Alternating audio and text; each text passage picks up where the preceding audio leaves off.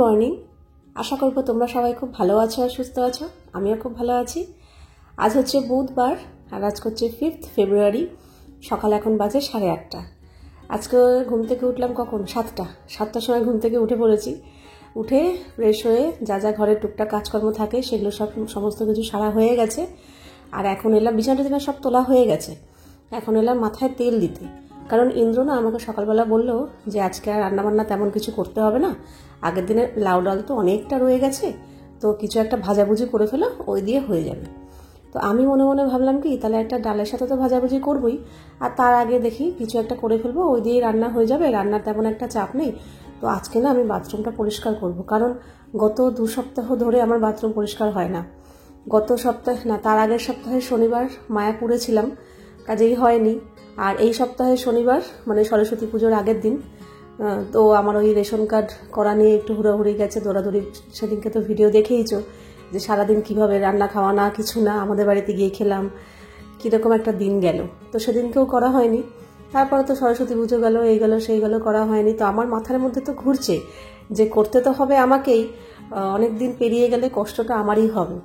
তো আমি তাকে ছিলাম, যেদিনকেই দেখবো যে একটু রান্নার ঝামেলা কম থাকবে সেদিনকেই এই কাজটা সেরে ফেলবো, আর শনিবারের অপেক্ষা করব না। আবার শনিবার কি হবে না হবে, তারপরে আমারই কষ্ট হবে।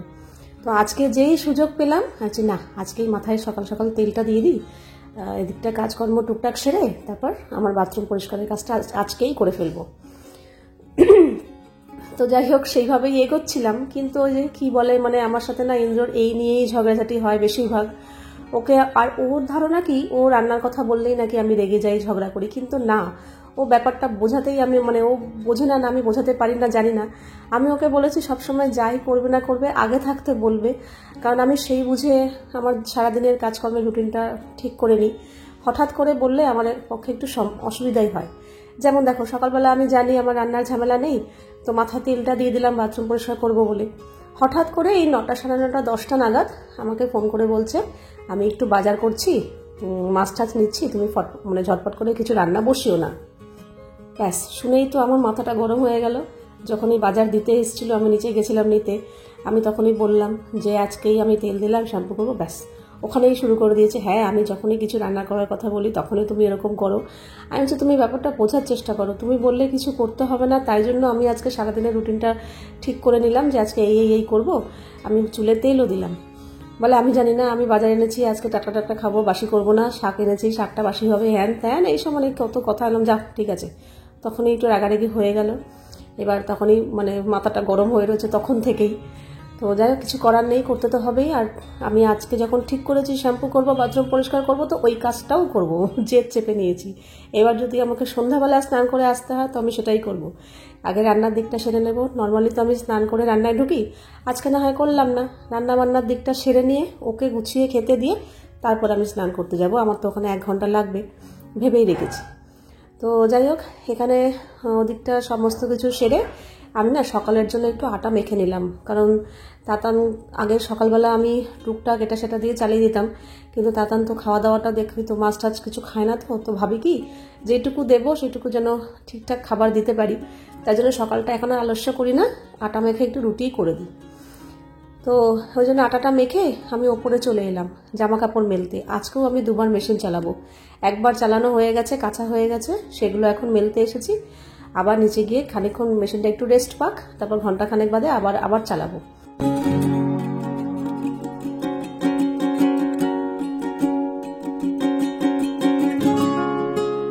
এই যে এখানে সব মেলে দিলাম, একটা দড়িতেই হয়ে গেছে। আবার এখন গিয়ে কাচতে দেবো, দিয়ে এসে আবার মেলবো। এখন বাজে ওই সকাল 9:30 মতো। তাতানকে জিজ্ঞাসা করলাম যে এখন কি খাবি, রুটি করবো? বলে না, এখনো খিদে পাইনি, একটু পরে খাবো। তো ভাবলাম কি তাহলে গরম গরমই করবো, আগে থাকতে করে রাখা দরকার নেই, বাকি কাজগুলো সারি। তো ছাদ থেকে জামা কাপড় মেলে দিয়ে এসে যেই জামা কাপড়গুলো আবার কাচতে দেবো সেগুলো রেডি করে রাখলাম, একটু পরে মেশিনটা চালাবো। ততক্ষণে এলাম এই মায়াপুরের ট্রলি ফাঁকা করতে। টুকটাক এখান থেকে তো নিয়ে কাঁচা হয়ে গেছে, আজকেই লাস্ট। কিছু শীতের পোশাক রয়েছে যেগুলো ওখানে পরেছিলাম, আর 2টো বেড কাভার রয়েছে যেগুলো ওই হোটেলে পেতেছিলাম না বেডে, ওই 2টো কাচতে হবে। ওই 2টো তো পরিষ্কারই আছে, নোংরা তো নেই, শুধু পেতেছিলাম, তবু কেচেই ফেলবো। তো এটা কেচে ফেললেই আজকে ট্রলিটা ফাঁকা হয়ে যাবে। তো ট্রলিটা আমি মুছে টুছে রেডি করে রাখি। ইন্দ্র ও আসলে ওকে বলবো তুলে দিতে সময় মতো, কারণ সেই কবে গেছি, 1 সপ্তাহের উপর হয়ে গেল, এখনও ট্রলিটা তোলা হয়নি। আসলে কি বলতো, ওই যে মায়াপুর থেকে আসার পর আমার ওই একদিন আমার নষ্ট গেল, ওই রেশন কার্ড ফার্ড করতে হবে ওইসব নিয়ে, তাতানের স্কুলের মিটিং ছিল ওইসব, তারপরে আবার সরস্বতী পুজো গেল, মানে এই করে করে আর 2-3 দিনে আমি কাঁচা ধোয়াই করতে পারিনি। আর কে দেখে, কত যে জমে গেছে কি বলবো। এদিকে আবার ইন্দ্রর ফোন এসেছিল, তাতান আবার আমাকে কানে ফোনটা ধরলো। ওই ওর ফোন আসা মানেই কি করব একটু একটু করে ভাবছে আর ফোন করছে, এটা করো ওটা করো সেটা করো, আর আমার তো যাচ্ছে মাথাটা গরম হয়ে। জাগিয়ে হয়ে গেল, ট্রলিটা মোছা হয়ে গেল, মুছে টুছে রেডি করে রাখলাম। তারপর ইন্দ্র এসে তুলে দেবে। আর জামা কাপড় কাচার কথা বলছি, লন্ড্রি ব্যাগ ভরে উপচে যাচ্ছে, বিছানা চাদর ফাদর পাল্টেছি, তারপর রোজের জামা কাপড় তো আছেই, তার মধ্যে আবার মায়াপুর গেছিলাম সেই জামা কাপড়ও আছে, এই সব নিয়ে তারপর সরস্বতী পুজোয় পরা হয়েছে সেই সবও রয়েছে, মানে সব মিলিয়ে মানে আমার যাচ্ছে তাই অবস্থা জামা কাপড়ের। কাজেই 2-3 বার করে রোজ এখন এই কদিন না কাচলে না পরিষ্কার হবে না, ওই ব্যালকানিতে মেল বসেই অপেক্ষা করলে আর হবে না। তো যাই হোক, এখন বেজে গেছে 10টা। তাতানকে বললাম তোর জন্য আমি আর অপেক্ষা করতে পারছি না, আমার প্রচুর কাজ আছে, খাওয়ার ঝামেলাটা না সারলে না আমি পরের কাজে হাত দিতে পারবো না। এদিকে বাজার অলরেডি আমাকে দিয়ে গেছে, মাছ সবজি সব নিয়ে এসছি। এদিকে সকালের খাওয়াটা সারা হয়ে গেলে তাহলে আমি মাছে হাত দেবো, সবজিগুলো ফ্রিজে তুলতে হবে, অথচ আগেরও কত সবজি রয়েছে জানো। এখন বললেই তো আরও ঝগড়া হবে। আগের একটু মানে লাউ এনেছিল, সেই লাউটা রয়েছে, এঁচড় এনেছিল, এঁচড় কেটে রেখেছিলাম, তোমাদের হয়তো মনে আছে সেই কবে, আজকে সেই এঁচড় ফ্রিজে রয়েছে, ওগুলো বাদ দিয়ে আজকে যেই বাজারগুলো করা হয়েছে সেগুলো করতে বলছে। কি বলবো বলো, কোনো রকম মানে উল্টো পাল্টা কথা বলে, উল্টো মানে কোনো রকম বোধ জ্ঞান নেই যে কোনটা করব, আগেরগুলো রয়েছে করতে হবে, এই করতে হবে। আমি ভেঙে ভেঙে বলবো, ঝগড়াঝাটি করবো, তবে গিয়ে হুঁশ আসে। এই সবসময় কি সম্ভব বলো তো। তো যাই হোক, কী বলবো, আজকে এনেছে, ও আজকে টাটকা টাটকা খাবে, এই হচ্ছে ওর বক্তব্য। যাই হোক, এখানে 2 রকম মাছ এনেছে, একটা তো আজকে করব, আর একটা ধুয়ে ফ্রিজে তুলে দেবো। যেটা তুলে দেবো সেটা আগে ধুয়ে নিই, আর যেটা করবো সেটা পরে ধুয়ে একেবারে নুন হলুদ মাখিয়ে রেখে দেবো। তো ওগুলো মাছ ধুয়ে ঠুয়ে আমি রেখে দিয়েছি। তারপরে এসছি এখানে সবজির দিকে। আর অলরেডি পূজা কাজ করে চলে যাওয়ার পর আমি ধোয়া বাসন কোসন না সব জায়গা মতো রেখে দিয়েছি, কারণ বাসন কোসনের গামলাটা ফাঁকা না হওয়া পর্যন্ত রান্নাঘরে আমি কোনো কাজই করতে পারি না। ওই অত বড় গামলাটা যদি ওইটুকু জায়গার মধ্যে থাকে, আর জায়গা কোথায় থাকে। তো সবার আগে চেষ্টা করি বাসনগুলোর যদি সামান্য একটু জল ঝরে যায় আগে জায়গা মতো রেখে দিই, তাহলে আমার রান্নাঘরটা ফাঁকা হয়, আমি ওখানে কাজ করতে পারি। তো ওদিকটা বাসন কোসন রেখে এখানে চলে এসেছি কি কি বাজার এনেছে সেগুলো বার করতে। তো বাজার দেখলাম তেমন একটা না, আসলে আলু পেঁয়াজই না, এই যে আজকে এই বাজার করেছে। আর একটা দারুণ জিনিস এনেছে আজকে, তোমাদের দেখাচ্ছি পরে। প্রথমে দেখাই, এই যে এখানে আলু নিয়ে এসছে বেশি করে, পেঁয়াজ, আর এখানে আজকে এনেছে শীষ পালং। এই শীষ পালং আমাদের খুব একটা খাওয়া হয় না, এবার দেখলাম নিয়ে এসছে। বেগুন, তাতানের জন্য মৌসুম্বি, আর এখানে বিট, গাজর, বিনস, পাতিলেবু, আর এই যে এই একটা দারুণ জিনিস পাকা কুল এনেছে। এই কুল মাখাটা খেতে আমার ভীষণ ভালো লাগে। তো দেখি এটা রোদে দেবো এখন। আলু পেঁয়াজ কিন্তু আমি আনতে বলিনি, অলরেডি আমার যেখানে ওই ক্যাবিনেটের ভেতর আলু পেঁয়াজ থাকে সেখানকার আলু পেঁয়াজের ঝুড়ি ভর্তি রয়েছে, ওখানে আর রাখা যাবে না। এবার যদি আলু পেঁয়াজের ব্যাগটা আমি এরকম প্যাকেটেই রেখে দিই না, তো নষ্ট হয়ে যাওয়ার সম্ভাবনা থাকবে। তাই জন্য একটা ছোট বাজারের ব্যাগ পেতে ওর মধ্যে সমস্ত আলু আর পেঁয়াজ রেখে এই চেয়ারের তলাটাতেই ঢুকিয়ে রাখবো। আগে ক্যাবিনেটের ভেতরে, মানে আগের আলু পেঁয়াজগুলো শেষ হলে তারপরে এই আলু পেঁয়াজ ধরবো। তো কিছু করার নেই, এখন যখন রোজ এরকম পূজা ঘর মুছতে আসবে, ঘর ঝাড় দিতে আসবে, রোজ প্রতিদিন আমাকে এই ব্যাগটা একবার টেবিলের ওপর তুলতে হবে, ওর ঘর ঝাড় দেওয়া ঘর মোছা হয়ে গেলে আবার ব্যাগটাকে এখানে ভেতরে ঢুকিয়ে রাখতে হবে। কিছু করার এখন আমি তাই বললাম, আলু পেঁয়াজ এত রয়েছে তুমি আবার আজকে কেন আনলে? বলে কি আমি বারবার কি বাজারে যাব নাকি, আজকে গেছি যখন নিয়ে চলে এসেছি। যে ভালো কথা। তো যাই হোক, এটা রেখে দিলাম। আর এখন আমি দুপুরে রান্নাবান্নার দিকে চলে এসেছি। এখন হিসাব মতো আমার প্ল্যান ছিল যে এইগুলো সব করলাম, করে এইবার আমি স্নান করতে যেতাম। ওই 11:30টার মতো বাজে। এখন যদি আমি স্নান করতে যেতাম 12:30, 1 ঘন্টার মধ্যে হয়ে যেত। আর কিন্তু আজকে যা রান্নার আয়োজন বলেছে, আমি যদি 12:30 1টার সময় রান্নাঘরে ঢুকি তাহলে খেতে খেতে বিকেল 5টা বেজে যাবে। কাজেই এখন আমাকে বাধ্য হয়ে রান্নাঘরে আসতে হলো। আমার এটা একদমই ভালো লাগে না। তাতান যাচ্ছে ছাদে জামা কাপড় মেলতে।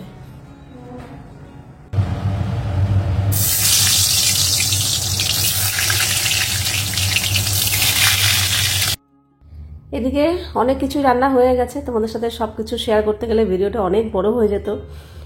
তাতানকে মাঝখানে একটু পাঠিয়েছি, বলেছি শুকনো যেগুলো জামাকাপড় হয়ে গেছে সেগুলো তুলে আনবি, আর এই ভেজা জামাকাপড়গুলো আবার মেলে দিয়ে আসবি। তো কোনোদিন যায়নি, আজকেই প্রথম ছাদে গেল, তো বলে টলে দিলাম ভালো করে ক্লিপ টিপ দিবি, নাহলে ছাদে যা হাওয়া সব উড়ে চলে যাবে।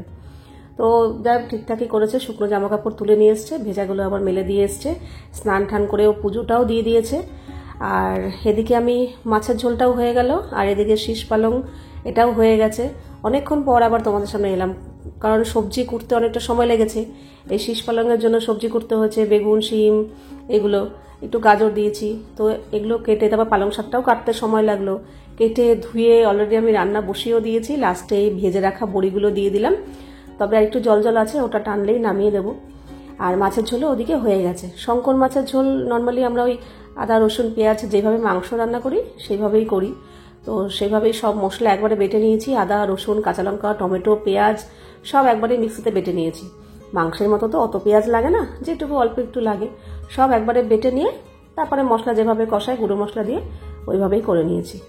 তো মোটামুটি রান্না প্রায় শেষের দিকে, ভাত হয়ে গেছে, বেগুন ভাজা হয়ে গেছে, আর এদিকে শীষ পালংটাও হয়ে গেছে, নামিয়ে নিয়েছি। আর এদিকে লাস্ট মাছের ঝোলটা ছিল, এটাও নামিয়ে নিয়েছি। আর আজকে দুটো কড়াই ভরাতে হয়েছে, কারণ শীষ পালংটা তো হতে সময় লাগবে, ততক্ষণ আর সময় নষ্ট করিনি, এদিকে মাছের ঝোলটাও বসিয়ে দিয়েছিলাম। তো রান্নাবান্না কমপ্লিট করে এদিকে তাতানকে আগে খেতে দিয়ে দিচ্ছি, কারণ ইন্দ্রবাবু বুঝতে পেরেছে যে আমি একটু রেগে রেগে আছি, মুখটা ভার করে আছি। আমাকে বলছে না তুমি স্নান করে আসবে তারপরে খাবো। আমি বলছি আমার কিন্তু বাথরুমে 1 ঘন্টা 1.5 ঘন্টা 2 ঘন্টা লাগবে। বলছে 2 ঘন্টা লাগুক, সন্ধ্যাবেলা খাবো, আমি এখন খাবো না, আমার এখন খিদে নেই, আমি এখন দাড়ি কাটবো, এই করবো সেই করবো। আমি তো বুঝতে পারছি আমাকে এই করার চেষ্টা করছে, বুঝতে পারছে যে ভুল করে ফেলেছি, আমি রাগারাগি করছি, এই জন্য এরকম বলছে। তো যাই হোক, এই জন্য অনেকবার বলেছি আমি যে দেখো আমার দেরি হবে বলে দেরি হোক। তো ওদিকে এই জন্য তাতানকে দিয়ে দিলাম, কারণ ওর পড়া আছে বিকেলবেলা, ওকে দেরি করিয়ে লাভ নেই। রান্নাবান্না বলতে আগের দিনের লাউ ডাল ছিল, আজকে একটু বেগুন ভেজেছি, আগের চাটনি ছিল, আজকে খুব একটা বিশেষ কিছু করিনি। আর এই যে মা আবার নিচ থেকে এই কফি ডাটার একটু চচ্চড়ি দিয়ে গেল, দিতে এসে আবার কিছুক্ষণ গল্পও করেছি। আর আমি করেছি হচ্ছে এই যে শীষ পালং, বেগুন ভাজা আর মাছের ঝোল, এটাই আমি রান্না করেছি। আর আগের কিছু ছিল, আর মা আবার চচ্চড়ি দিয়ে গেল, তো এই সব কিছু মিলিয়ে আজকের অনেক কিছু পদ হয়ে গেছে। তো যখন আবার ইন্দ্র আবার আসার সময় দই মিষ্টি এগুলো নিয়ে এসছে, না কোনো অনুষ্ঠান না বা কোনো প্ল্যানিং না, কিছুই না, ওর এমনি ইচ্ছা হয়েছে, ও নিয়ে চলে এসছে। তো তখনই আমি ভেবেছিলাম মনে মনে যে তাহলে আজকে একটু দেখি, তাহলে পদে পদে বেচারা যখন খেতে চেয়েছে তাহলে একটু সুন্দর করে সাজিয়ে গুছিয়ে দেবো।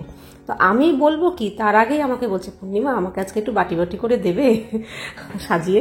তো আমি তো তখন চুপ করে আছি, মুখ ভার করে কিছু বলিনি, কিন্তু মনে মনে ভেবেছিলাম যে দেবো। তো ওদিকে তাতানকে খেতে দিয়ে আমি যে তুই খেতে থাক, আমি তাহলে ততক্ষণে জামা কাপড়গুলো তুলে দিই, কারণ এমনিতেও শীতের পোশাক আজকে দিয়েছিলাম পরের বার, তো শীতের পোশাক ওয়াশিং মেশিনে কাচলে জল ঝরে গেলে আর শুকাতে বেশিক্ষণ লাগে না। ব্যালকনিতেই যখন মেলতাম তখনও বেশিক্ষণ সময় লাগতো না, আর এ তো ছাদে, তাই জন্য একেবারে তুলে নিলাম। তুলে নিয়ে আমি তাতানকে খেতে দিতে দিতে আমি গ্যাসের জায়গাটাও পরিষ্কার করে ফেলেছি, পরিষ্কার করে তারপর স্নানে গেছি। স্নান করে আসলাম ওই 1 ঘন্টা পরে মোটামুটি। আজকে অনেকটাই বেলা হয়ে গেছে, কিন্তু আমাদের ইন্দ্রবাবু কিচ্ছু বলছে না, চুপ করে আছে, বলছে ঠিক আছে তুমি করো তোমার মতো। ভাবি রাগ করে থাকবো, কিন্তু এরকম করলে কি আর রাগ করে থাকা যায় বলো? আমার জন্য বেচারা কিচ্ছু খায়নি, সকাল থেকে শুধু ছাতু খেয়ে রয়েছে। আমি তো জানি ও খিদে পেয়ে গেছে, খিদে সহ্য করতে পারছে না, তা সত্ত্বেও আমার জন্য বসে আছে, বলছে তুমি স্নান করে আসো তারপর একসাথে খাবো। আমি কতবার বললাম যে তোমাকে দিয়ে দিই, আমি রেগে রেগেই বলেছি তোমাকে দিয়ে দিই, আমার কিন্তু 2 ঘন্টা দেরি হবে, ইচ্ছা করে টাইম বাড়িয়ে বলেছি। বলে কি সন্ধে হোক তখনই খাবো। তো এরকম করার পর কেউ কাগরের ওপর রেগে থাকতে পারে বলো তো? তো তাই জন্য স্নান আমি যতক্ষণ না পর্যন্ত আমার বাথরুম ধোয়াটা হচ্ছিল ততক্ষণ পর্যন্ত আমার রাগ ছিল। যেই আমার বাথরুম ধোয়া হয়ে গেল, আমার শ্যাম্পু করা হয়ে গেল, মানে আমার যেই প্ল্যানটা করেছিলাম সেটা হয়ে গেছে, তারপর আমার রাগটা আস্তে আস্তে কমে গেছে। এখন আর ওর উপর আর কোনো রাগ নেই। তার মধ্যে বেচারা আমার জন্য বসে আছে, ও তো চাইলে আগে খেয়ে নিতে পারতো, বলতেই পারতো আমাকে দিয়ে যাও তারপর তুমি যেখানে বসে যাও, কিন্তু না, আমার জন্য বসে আছে। তো তারপরেই রাগটা না আমার কমে গেল। তো যাই হোক, স্নান করে আসার পর আমি স্নান করে আসার পরে কাঁসার বাটিগুলো সব নামিয়েছি। ড্রয়ারে রাখা থাকে তো, সবসময় এগুলো ব্যবহার করি না, যখনই ওকে খেতে টেতে দিয়ে গুছিয়ে তখনই বার করি। তো আসার পর কাঁসার বাটিগুলো বার করলাম, বার করে এখন এই ভাত বাড়ছি, আর ও গেছে স্নান করতে। আমি আসার পর ও ঢুকলো, ততক্ষণে ভাবলাম কি তাহলে আমি এই খাবারগুলো বেড়ে নিই। ও তো এমনিও বলেছিল বাটি বাটি করে দিতে, কিন্তু ও অতটাও ভাবেনি যে আমি এতটা সুন্দর করে ভাত ঠাত এরকম করে বাটি করে গুছিয়ে দেবো, এটাও আশা করেনি। তো বেরিয়ে দেখে তো খুব খুশি, মানে এক গাল হাসি কাকে বলে। আর আজকে রান্নাবান্না বলতে অনেক কিছুই পদ হয়ে গেছে, বললামই। আমি তো কিছু করেছি, আর আগেরও রয়েছে, আমার মাও দিয়ে গেছে। কিন্তু কি বলতো, এই এত কিছু পদ দিয়েছি ঠিকই, ও এক বাটি ভাতই খেয়েছে আর নেয়নি। অন্য সময় আমি তো নিজের হাতে ভাত দিই, আরও মানে এরকম আরও এক বাটি ভাত দিই আর কি। তো যেহেতু সবজিপাতি বেশি, বলে কি না আমি ভাত এখন এইটুকুই খাবো, বেশি খাবো না। আর বিশ্বাস করো, এই যে দুপুরবেলা ভাত খেয়েছে, খেতে খেতে আমাদের একটু বেলাই হয়ে গেছিলো, রাত্রে আর কিচ্ছু খায়নি। ও এরকমই করে যে খাবো খাবো খাবো খাবো করে, কিন্তু পরে আর খেতে পারে না। ম্যাক্সিমাম আমি দেখেছি আজকাল দুপুরে যদি একটু হেভি খাওয়া হয়ে যায়, কিংবা একটু বেলা হয়ে যায়, কিংবা সন্ধ্যাবেলা কিছু একটা খেয়ে নেয়, রাত্রে আর কিছু খেতে চায় না, খায় না আর কি। তো এই তো খাবার সব বাড়া হয়ে গেছে, পাতের মধ্যেই বেগুন ভাজা লেবুটা দিয়ে দিয়েছি। আর এখানে পদ বলতে আজকে অনেক কিছু হয়ে গেছে, বেগুন ভাজা, লেবু, তারপরে স্যালাড, চচ্চড়ি সব কিছু মিলিয়ে মোটামুটি 1 2 3 4 5 6 7 8 9 10 রকম পদ হয়ে গেছে। ও না, পাঁপড় ভাজা নিয়ে 11 রকম, মানে 11 রকম পদ হয়ে গেছে। তবে হ্যাঁ, এই জায়গাটা একটু গন্ডগোল হয়ে গেছে জানো তো, আগে দইটা দেওয়ার কথা ছিল, পরে মিষ্টি, আর আমি আগে মিষ্টি দিয়েছি, পরে দই দিয়েছি। তো যাক, চলো, আমাদের স্যারের তো খুব খুশি। আর এই একটা লাস্ট পাঁপড় ভাজাও দিয়ে দিলাম, একদম রেডি। এই হচ্ছে আজকের আয়োজন। এখানে ভাত, বেগুন ভাজা, লেবু, পাঁপড় ভাজা, আর এদিক থেকে হচ্ছে স্যালাড, একটা চচ্চড়ি, পালং শাকের চচ্চড়ি, লাউ ডাল, ওটা শীষ পালং, হ্যাঁ ওটা তো মা দিয়ে গেছে, ওই চচ্চড়িটা এক্সট্রা হয়ে গেছে ওটা। আর হচ্ছে শঙ্কর মাছের ঝোল, চাটনি, মিষ্টি, দই। ও এলাহি ব্যাপার তোমার, এবার আক্রমণ।